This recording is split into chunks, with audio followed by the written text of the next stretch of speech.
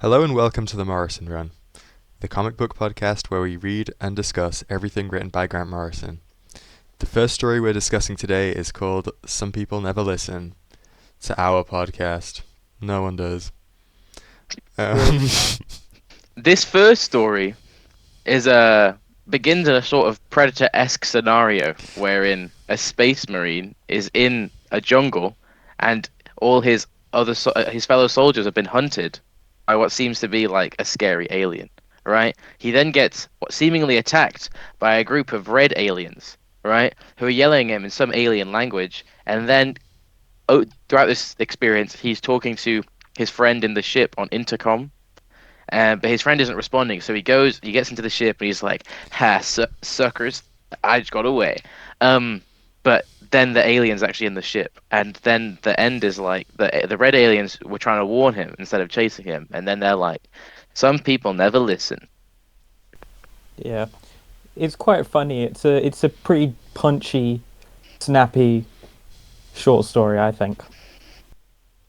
No, it is, yeah. No, I think that this is the funniest one. It's just like there's like 3 pages.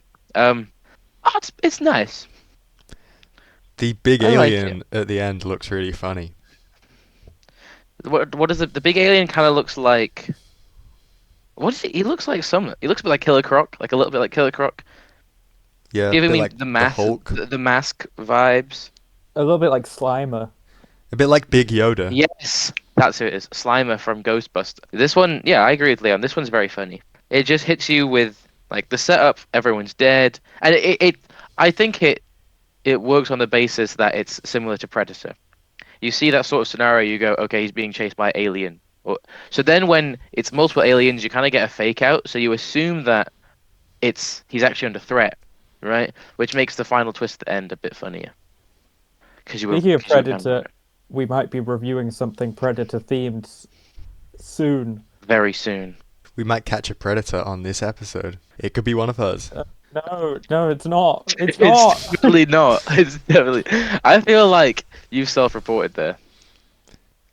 There's some pretty What do you have to say dynamic about that? shots of, not shots, drawings of this guy fighting the aliens.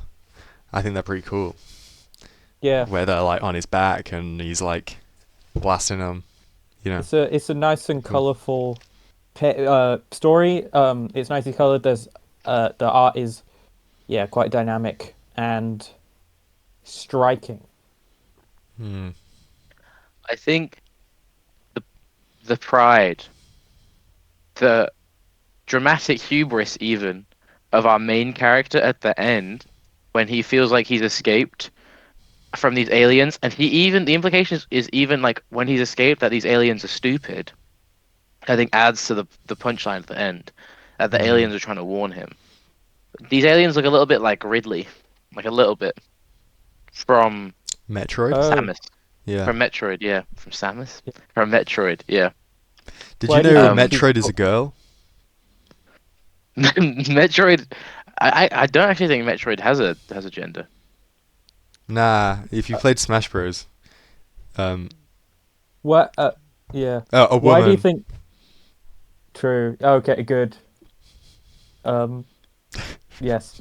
Yeah, I just googled it, Bertie. Metroids are a genderless species. So what are you even talking about?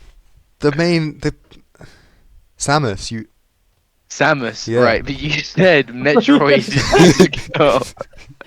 I said Samus to begin with. I obviously know who Samus is. I thought Samus was like the secret identity of Metroid.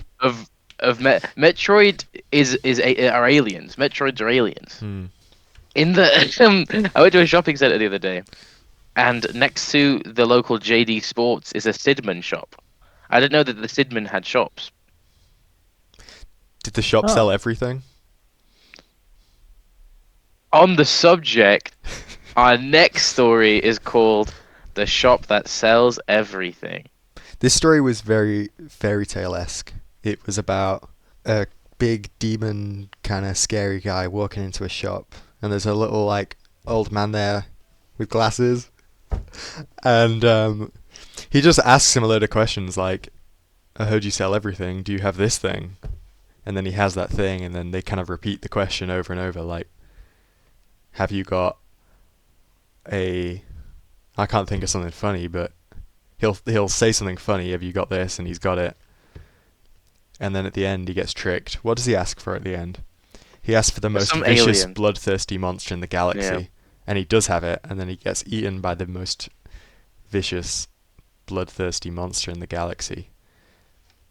And the plot twist is at the end. Someone asks for the atom heart of this demon guy, and then he has it because this demon guy got eaten by a chair, right? So the chair was the most vicious, bloodthirsty monster in the galaxy. I liked this story quite a lot. Yeah. I mean, I called it like fairy tale esque because it's a bit like a one of those like fables or something. It's got a rhythm. It's like there's that kind of do you have this? And yes. Do you have this? Yes. And then a little twist, you know. I don't know. Yeah.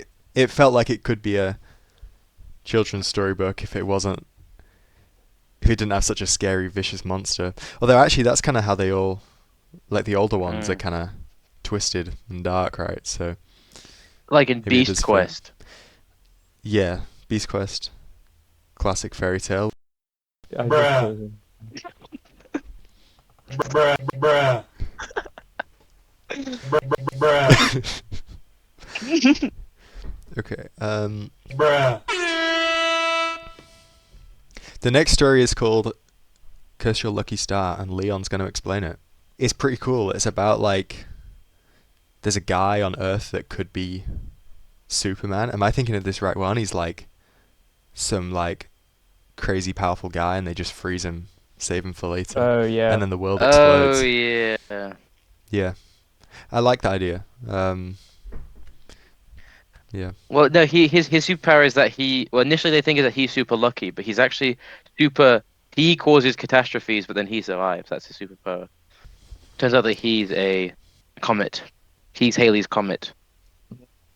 It's sort of like Domino from X-Men, X-Force. She Hmm. is established her power is like luck. Um but it's actually in Grant Morrison's new X-Men.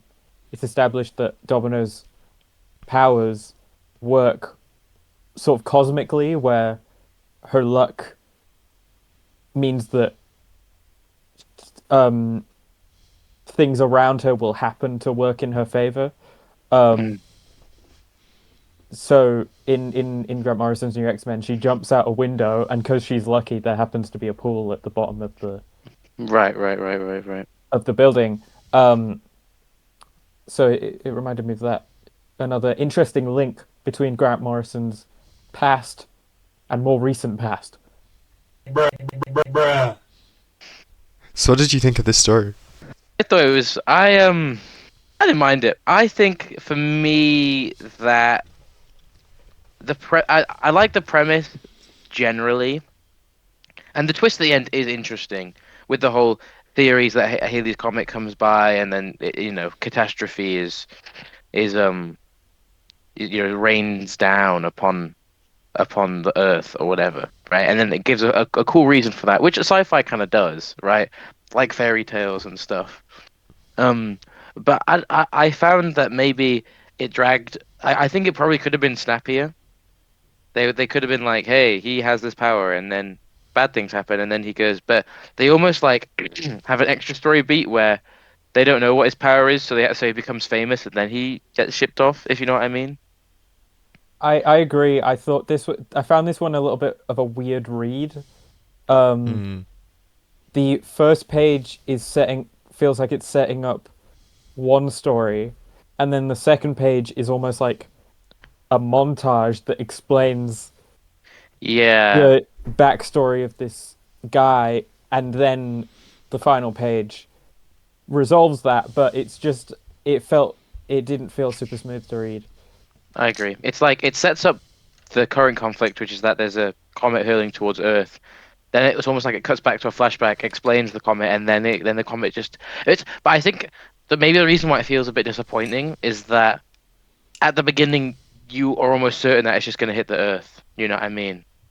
or something. You're almost certain that something that maybe just with the structure of these stories that the Earth's going to get destroyed, and then the Earth gets destroyed. So you get the back. So it just doesn't feel that, I guess, rewarding. What do you think, Bertie? I like the premise.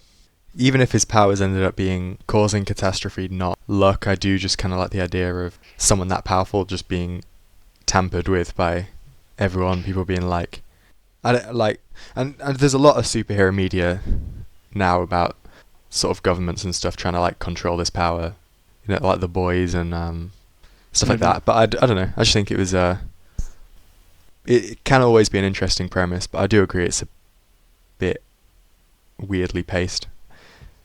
But the art's great as well. I like there's a big panel at the end of the world kind of exploding, and that looks really dynamic and cool. But then there's like a little box that says one man survives, and you just see him in his chamber, like drifting off into space, presumably. So I don't know. Yeah, I, no, I quite like I it. agree. Yeah. I think that final one is. I think that final panel where it's like, oh, and he survived is kind of a cute ending.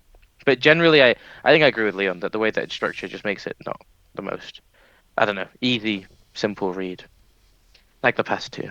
Um, Now we get into Maniac for Hire, which um I didn't really like that much. Um, Mm. I felt it was a little bit all over the place. Like you don't really know who you're rooting for.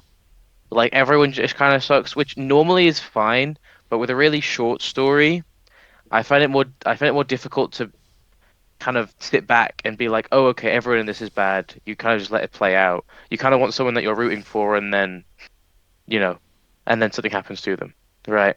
Yeah. Hmm. To explain this story, there is in the distant future, robots do all the manual labor and put a lot of people out of work. Yeah. Maybe not no, maybe they're not so distant future, but and there's a protest or a revolutionary group, right? Who are gonna go and who have hired this crazy guy to like blow up the factories and stuff, right?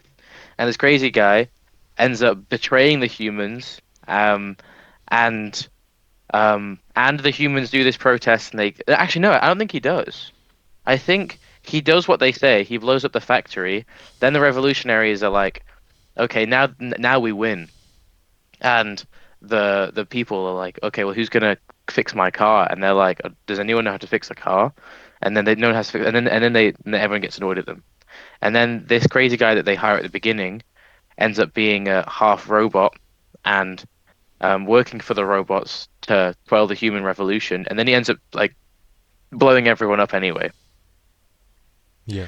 Which, I mean, maybe I've explained this poorly, but I think that my explanation shows that this story is kind of all over the place. It's like it's got so many moving pieces, and I think that short stories work best when they're kind of simple. Yeah. Yeah. And I think that this struggles a bit with having perhaps a simple premise, which is that you have this like you know, trigger happy, gun loving, crazy guy who wants to blow everything up. And then you add this backdrop of like, oh, and there's a revolution, and there's the revolutionaries, and the revolutionaries are incompetent, and the revolutionaries go to jail, and he's actually half robot, and he actually blows up all of the robots. If you know what I mean, Yeah. I think that it suffers a bit from being like bloated, arguably. I think it tried to do a sort of double plot twist, and that maybe was a bit Yeah, much. Um, yeah, but next time we are looking at another story with this guy, Grant Morrison returned to this character and did another one. So um, that's cool.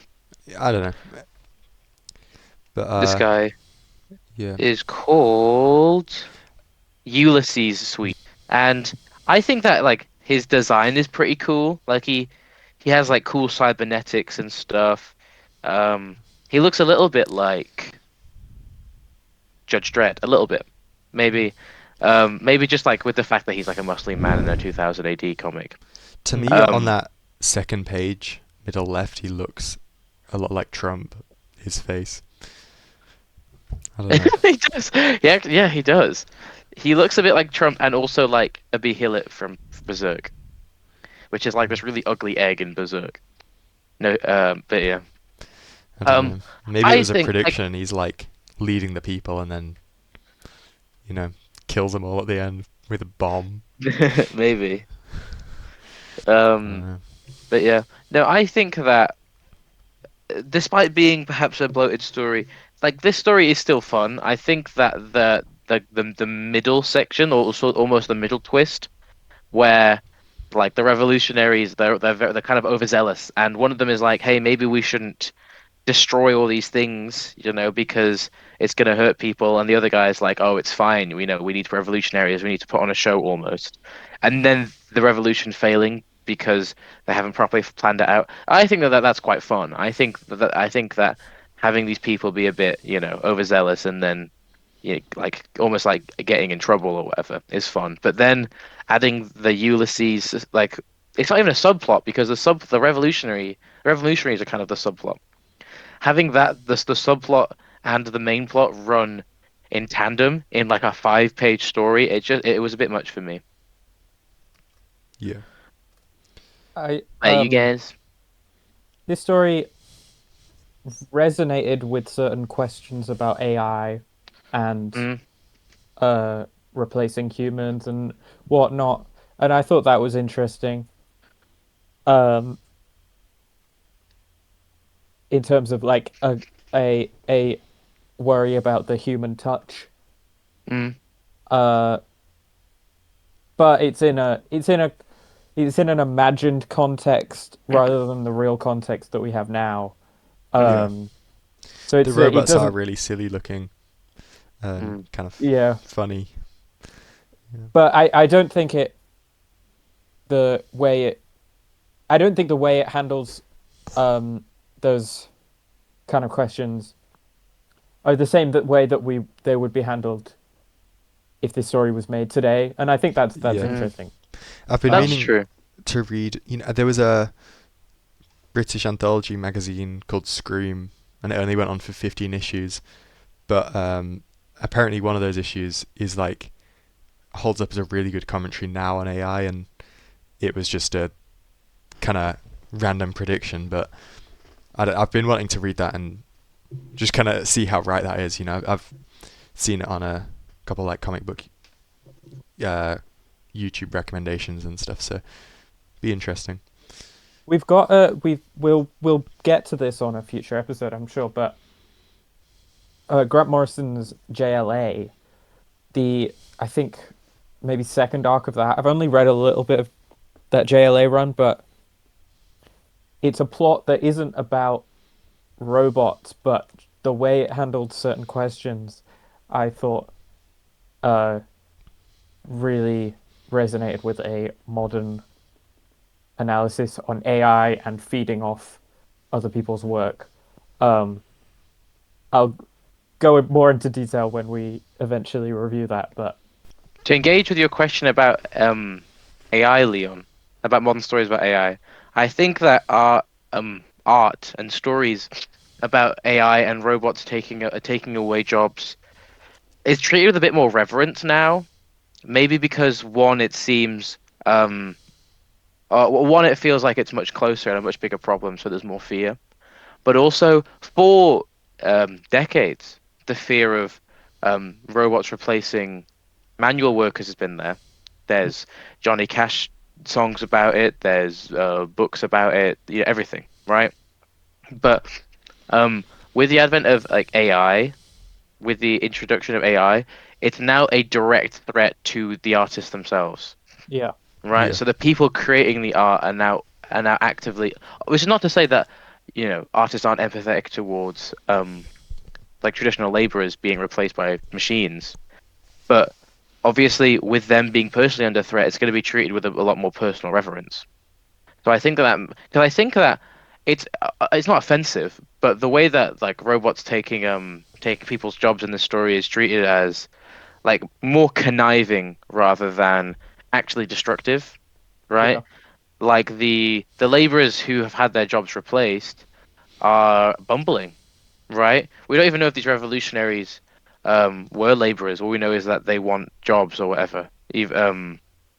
And like the kind of victims of the destruction of these factories are treated as normal citizens are treated as almost a backdrop.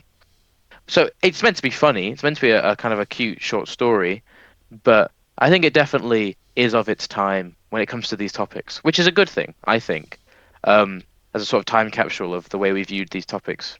So, what's your top comic out of the four we've read today? And maybe how would you rank them against each other overall? So my fave was Some People Never Listen. I thought that it was the snappiest. I thought it was the funniest, which I'm coming to learn that for short stories is kind of like a very easy way of making me enjoy it. I think that the sort of the Predator vibes at the beginning were already enjoyable, and then the twist at the end I thought was funny. I would say my favorite is the store that sold everything.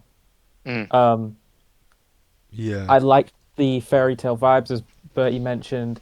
I thought it was like a really cool story. We didn't go into too much detail, but the design of the guy that was buying from the store um, is really cool, really It's really extra, yeah. unnecessarily cool for yeah. the premise of the story. Um, and it was just fun seeing all these uh, random little inventions like, do you have a magic carpet that sings? Yes, we Mm, do. And Yeah. there's way more creative ones than that, but those were all really fun to see as well.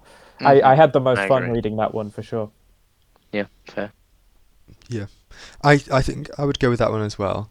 I think the shop that sold everything and the Predator-esque one, Some People Never Listen, I think they're both paced just as well with their kind of hmm um, like good plot twist at the end, really solid pacing.